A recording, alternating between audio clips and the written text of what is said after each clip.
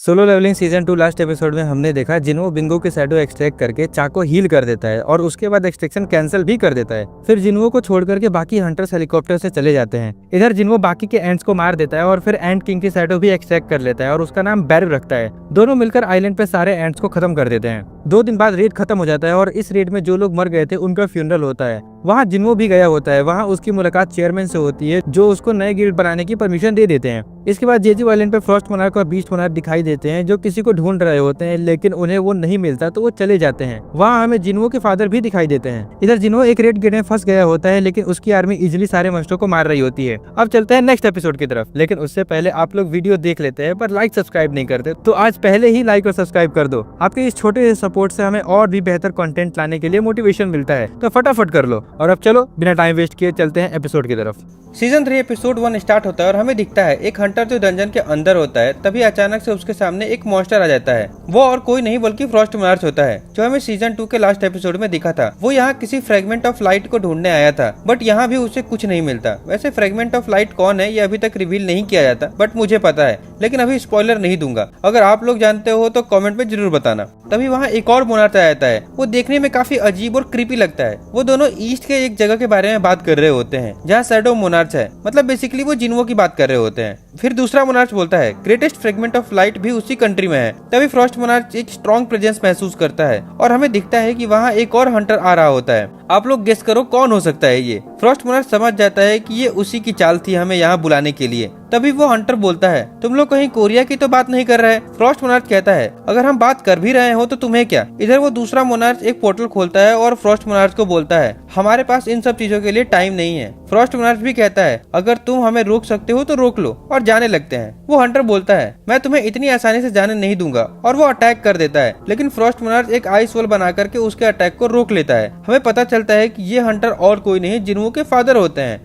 फिर scene shift होता है और हमें एक रेड गेट दिखाया जाता है जिसमें जिन्हो गया था। वहाँ अब उसका सामना डंजन के बॉस से होता है। बॉस काफी गुस्से में होता है और बोलता है तुमने अब तक बहुत अच्छा फाइट किया और जिंदा भी हो, बट अब तुम चारों तरफ से घिर चुके हो। इस जंगल में चारों तरफ मेरी आर्मी पहले से ही छिपकर बैठी है। फिर वो अपने आर्मी को आवाज लगाता है, बट बहुत देर तक वहाँ कोई नहीं आता। जिन्हो स्माइल करता है और अपनी शैडो आर्मी को बाहर आने के लिए कहता है, और हमें दिखाई देता है कि जिन्हो की शैडो सोल्जर्स ऑलरेडी सब मॉन्स्टर को मार चुके थे और वो लोग उनकी डेड बॉडीज लेकर के बाहर आ जाते हैं। ये देख करके बॉस और भी ज्यादा गुस्सा हो जाता है। फिर वो अपने बचे हुए मॉन्स्टर को अटैक करने के लिए बोलता है, लेकिन इधर जिन्हो भी अपने शैडो सोल्जर को भेज देता है। जिन्हो के शैडो सोल्जर आसानी से सारे मॉन्स्टर को मार देते हैं। अब सिर्फ बॉस बचता है। वो ये सब देख करके गुस्सा हो जाता है और जिन्हो की तरफ अटैक करने के लिए आगे बढ़ता है, लेकिन तभी टस्क अपने ग्रेविटेशन मैजिक का यूज करके उसे जमीन पे पटक देता है। फिर जिन्हो बॉस के पास जाता है और कहता है मेरे सवालों का सही जवाब दो तो शायद तुम्हें कम दर्द होगा। लेकिन बॉस कुछ बोलने से पहले ही मर जाता है। जिन्हो समझ जाता है कि सिस्टम फिर से इंटरफेरेंस कर रहा है। तभी उसे याद आता है डीमन कैसल क्लियर करने के बाद उसे एक की मिली थी जो सिर्फ लेवल 100 होने के बाद ही यूज हो सकती थी। चूंकि जेजू आइलैंड रेड के बाद उसका लेवल 100 हो चुका था, तो वो उस की को अपने इन्वेंट्री से निकालता है और उसके सामने उस की सारी इन्फॉर्मेशन आ जाती है। उसे पता चलता है कि ये की डबल डंजन वाले टेम्पल की है, वही डबल डंजन जहाँ जिन्हो को उसकी पावर मिली थी। ये काफी बड़ी बात होती है जिन्हो के लिए, क्योंकि जिस सिस्टम की वजह से वो इतना स्ट्रांग बना है उसके बारे में वो कुछ नहीं जानता। और जब भी उसने सिस्टम के बारे में जानने की कोशिश की तब सिस्टम ने इंटरफेरेंस कर दिया। लेकिन अब फाइनली सिस्टम खुद उसे बुला रहा था। वो सोचता है चलो फाइनली अब सिस्टम के बारे में जान पाऊंगा। लेकिन तभी वो देखता है कि इस की पर एक टाइमर लगा है 417 घंटे का, मतलब वो अभी यूज नहीं कर सकता उसको। वो सोचता है इतना वेट किया है तो थोड़ा और सही। फिर सीन शिफ्ट होता है और हमें दिखता है कि जिन्हो काफी गुस्से में है, क्योंकि जिन्हो के हेटर्स ऑनलाइन हेट फैला रहे होते हैं। वो उन सबको रिप्लाई कर रहा होता है। तभी वहाँ जिन्हो भी आ जाता है। वो एक बैग भर के एसेंस स्टोन्स जिन्हो को देता है और कहता है तुमने बोला था ना कि हमें नए गिल्ड के लिए बहुत पैसों की जरूरत होगी, तो इतने में तो हो जाएगा ना। जिन्हो कहता है ये तो बहुत सारे हैं, क्या तुमने कोई हाई रैंक गिल्ड क्लियर किया है? अब तो हमें नए एम्प्लॉय की सैलरी के बारे में भी सोचना नहीं पड़ेगा। जिन्हो कहता है ओ हाँ, मैं तो एम्प्लॉयज के बारे में भूल ही गया था, हमें नई गिल्ड के लिए एक नई एम्प्लॉय भी ढूंढना होगा। जिन्हो कहता है हाँ वो तो है, लेकिन उससे पहले क्या तुमने अभी तक हमारे गिल्ड का नाम सोचा है? फिर दोनों गिल्ड के नाम को लेकर के काफी डिस्कस करते हैं। तभी जिन्हो बोलता है सोलो प्ले गिल्ड नाम कैसा होगा? जिन्हो को ये नाम बिल्कुल पसंद नहीं आता, बट वो कुछ बोलता भी नहीं है। वो मन ही मन में सोचता है कहीं ये मजाक तो नहीं, भला अपने गिल्ड का नाम ऐसा कौन रखता है। तभी डोरबेल बजती है। जिन्हो गेट खोलता है और वहाँ हंटर चा होती है। ये देख करके जिन्हो शॉक हो जाता है, लेकिन वो जिन्हो से मिलने आई होती है। जिन्हो पूछता है तुम यहाँ क्यों आई हो? चा बोलती है मुझे तुम्हारा गिल्ड ज्वाइन करना है। जिन्हो पूछता है क्या चेयरमैन ने तुम्हें यहाँ भेजा है या फिर जोंगिन ने तुम्हें अपने गिल्ड से निकाल दिया? चा बोलती है नहीं, ऐसा कुछ भी नहीं है। जिन्हो पूछता है तो फिर तुम्हें हमारा सोलो प्ले गिल्ड क्यों ज्वाइन करना है। ये सुनकर चा शॉक हो जाती है। वो पूछती है क्या तुम सच में अपने गिल्ड का नाम सोलो प्ले रखे हो। जिन्हो कहता है हाँ, मैंने और हमारे वाइस गिल्ड मास्टर ने मिलकर डिसाइड किया है। जिन्हो बोलता है वेट, मैंने कब डिसाइड किया, और मैं जो नाम सजेस्ट किया था उसका क्या। जिन्हो कहता है तुमने कुछ कहा ही नहीं तो मुझे लगा तुम भी एग्री करते हो। तभी जिन्हो नोटिस करता है कि चा की हार्ट बीट बहुत तेज है लेकिन वो नॉर्मल एक्ट कर रही है। उसे शक होता है कि वो कुछ छुपा रही है। जिन्हो कहता है तुम अभी भी अपने पुराने गिल्ड के साथ कॉन्ट्रैक्ट में हो, तुम हमारे गिल्ड में कैसे ज्वाइन कर सकती हो। चा बोलती है मैं उनको कॉन्ट्रैक्ट तोड़ने के लिए पेनल्टी पे कर दूंगी, जो भी अमाउंट होगा। जिन्हो और ज्यादा डाउट करने लगता है। वो सोचता है इतनी बड़ी पेनल्टी पे करने को भी रेडी है सिर्फ मेरे गिल्ड में आने के लिए। जिन्हो कहता है हमारे पास तुम्हारे जैसे एस रैंक हंटर को सैलरी देने के लिए पैसे नहीं है। चा कहती है मुझे सैलरी भी नहीं चाहिए। जिन्हो पूछता है तो फिर क्यों ज्वाइन करना चाहती हो हमारी गिल्ड। चा ब्लश करने लगती है। सच तो ये है कि उसे जिन्हो से प्यार हो गया था लेकिन वो कन्फेस नहीं कर पा रही थी, इसीलिए वो बस उसके पास रहना चाहती थी, लेकिन वो कुछ बोल नहीं पा रही थी, बस ब्लश किए जा रही थी। जिन्हो कहता है ठीक है तुम ज्वाइन कर सकती हो बट उसके पहले एंट्रेंस टेस्ट देना होगा। चा बोलती है कैसा टेस्ट। जिन्हो कहता है तुम्हें मेरे चुने हुए सबसे स्ट्रॉन्गेस्ट शैडो सोल्जर को हराना होगा। चा कहती है ठीक है मैं रेडी हूँ। इसके बाद दोनों हंटर एसोसिएशन के जिम में जाने के लिए सोच रहे होते हैं एंट्रेंस टेस्ट के लिए, लेकिन जिम काफी दूर होता है तो जिन्हो सोचता है क्यों ना शैडो एक्सचेंज स्किल का यूज किया जाए। इसी बहाने उसे ये भी पता चल जाएगा कि वो अपने साथ किसी और को भी टेलीपोर्ट कर सकता है या नहीं। फिर वो चा को थोड़ा पास बुलाता है और शैडो एक्सचेंज स्किल का यूज करता है और स्किल काम भी कर जाती है और वो दोनों एक साथ जिम में टेलीपोर्ट हो जाते हैं। चा ये देखकर काफी हैरान हो जाती है कि ये कैसे हुआ। जिन्हो बोलता है चलो शुरू करते हैं अब, लेकिन चा कहती है एक मिनट, मैंने अपना वेपन तो ऑफिस में ही छोड़ दिया। फिर जिम के स्टोरेज रूम से वो एक शॉट ले आती है और कहती है मैं अब रेडी हूँ। जिन्हो इग्रिस को समन करता है और बोलता है मेरे शैडो आर्मी का सबसे बेस्ट शॉट्समैन यही है। चा पूछती है विनर कैसे डिसाइड होगा। जिन्हो बोलता है जब तक तुम मेरे शैडो सोल्जर को डिस्ट्रॉय ना कर दो या फिर जब तक तुम खुद से सरेंडर ना कर दो। जिन्हो सोच रहा होता है कि मैंने चा से बोला था कि मैं अपना सबसे स्ट्रॉन्गेस्ट शैडो सोल्जर यूज करूंगा, लेकिन बेरू को चा के सामने लाना सही नहीं रहेगा। जेजू आइलैंड पर उसकी वजह से ही चा इतनी ज्यादा घायल हो गई थी, इसलिए एग्रिस बेस्ट चॉइस था।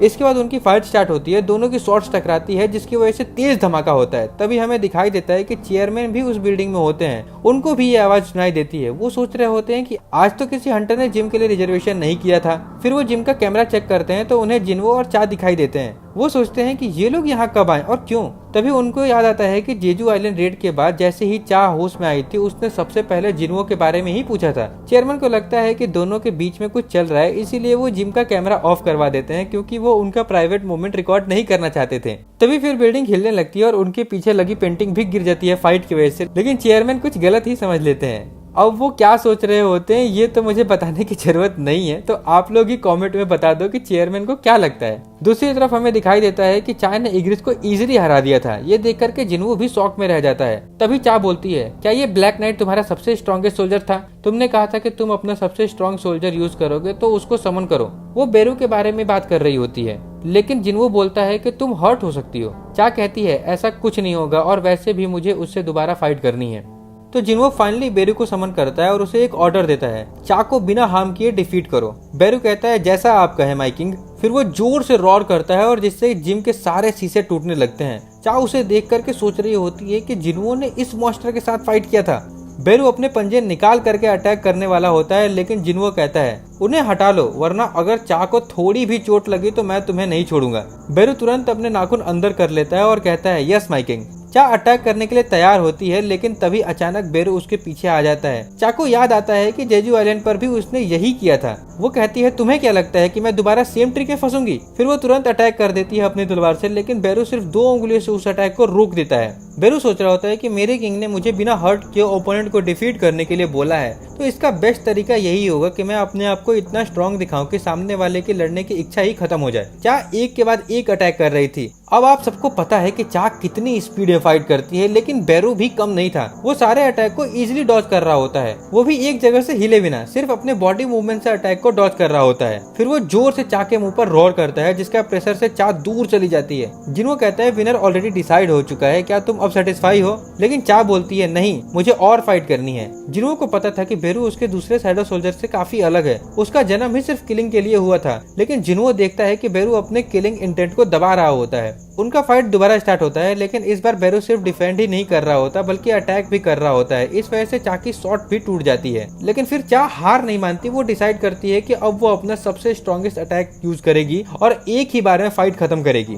फिर वो ब्लेड ऑफ लाइट बनाती है और इस बार फाइनली अपना अटैक बेरू पर लैंड कर देती है। वो शॉट बेरू के चेस्ट में घुस जाती है। तभी हमें दिखाई देता है कि इस अटैक की वजह से बेरू अपने अंदर की किलिंग इंटेंट को ज्यादा देर तक कंट्रोल नहीं कर पाता और पूरे गुस्से में आ जाता है। उसे एंट क्वीन की बातें याद आने लगती है। वो जिन्हो का ऑर्डर भूल जाता है और एंट क्वीन का ऑर्डर फॉलो करने लगता है। मुझे अपने एनिमी को जान से मारना है। बेरू पूरा ब्लड डस्ट के साथ चा की तरफ बढ़ने लगता है। जिन्हो चिल्लाकर उसे रोकने के लिए बोलता है, लेकिन वो नहीं सुनता। तो जिन्हो जल्दी से बीच में आ जाता है और उसे रोक देता है। तब जाके बेरू शांत हो जाता है और तुरंत जमीन पर गिर के माफी मांगने लगता है। जिन्हो चा से पूछता है, तुम ठीक हो ना? फिर वो कहता है, ये सिर्फ एक एंट्रेंस टेस्ट था, तुम्हें सिर्फ इसके लिए अपनी जान को रिस्क में डालने की क्या जरूरत थी? लेकिन चा चुप रहती है और वो कुछ नहीं बोलती। फिर जिन्हो बोलता है, तुम्हें आखिर मेरे गिल्ड में क्यों ज्वाइन करना है? क्या चाहती हो तुम? कहीं ऐसा तो नहीं कि तुम्हें मुझ में इंटरेस्ट है? लेकिन फिर वो सोचता है, ये तो हो ही नहीं सकता, जरूर कुछ और बात होगी। वो जाने लगता है। तभी चा बोलती है, हाँ मुझे तुम में ही इंटरेस्ट है। इतना कह करके वो ब्लश करने लगती है और इसी के साथ ये एपिसोड खत्म हो जाता है। लेकिन आप लोगों के लिए एक सवाल है, जो सबसे पहले सही जवाब देगा उसका कमेंट पिन कर दूंगा और नेक्स्ट वीडियो में शाउट आउट भी मिलेगा। लेकिन शाउट आउट सिर्फ उसी को मिलेगा जो सब्सक्राइब किया होगा, तो सब्सक्राइब भी कर लो। उससे पहले मैंने जो लास्ट वीडियो में क्वेश्चन पूछा था उसका सही जवाब स्कैवेंजर गिल्ड है और उसका सबसे पहले सही जवाब अर्नो भाई ने दिया था। तो big shout out to you मेरे भाई। और हमें लास्ट वीडियो में आदित्य और आयान भाई ने सुपर चैट भी दिया था, जो कि हमारे चैनल की सबसे पहली सुपर चैट है। तो आप दोनों को भी शाउट आउट। बस इसी तरह आप लोग सपोर्ट करते रहो। अब चलते हैं आज के सवाल की तरफ। जिन्हो के फादर का नाम क्या होता है? जल्दी से कमेंट में लिखो। और हाँ, मैं सोच रहा हूँ कि एक न्यू एनिमे आ रही है, the beginning after the end, short में टिबेट भी कहते हैं। ये एनिमे काफी ज्यादा मस्त होने वाली है, मतलब बहुत ज्यादा। आपको याद होगा कि सोलो लेवलिंग आने से पहले उसकी बहुत ज्यादा हाइप थी, वैसे ही इस एनिमे की भी है। अभी तक रिलीज भी नहीं हुई है, लेकिन पहले से ही काफी पॉपुलर हो चुकी है। मैंने इसका मानवा पढ़ा है, मुझे तो काफी अच्छा लगा। 2 अप्रैल से ये एनिमे रिलीज होने वाली है। अगर आप लोग चाहते हो कि मैं इस एनिमे को भी कवर करूँ तो सबसे पहले सब्सक्राइब कर लो और कमेंट में टिबेट लिख दो बस। अगर किसी और एनिमे का एक्सप्लेनेशन चाहिए हो तो वो भी कमेंट कर देना, मैं हर एक कमेंट पढ़ता हूँ। एंड डोंट वरी, मैं सोलो लेवलिंग सीजन 3 भी कंटिन्यू करने वाला हूँ, तो आप लोग चिंता मत करना। चलो आज के लिए बस इतना ही। अगर वीडियो अच्छी लगी हो तो लाइक कर देना और इसी तरह के कंटेंट के लिए सब्सक्राइब भी कर लेना। तब तक के लिए मिलते हैं नेक्स्ट वीडियो में। बाय।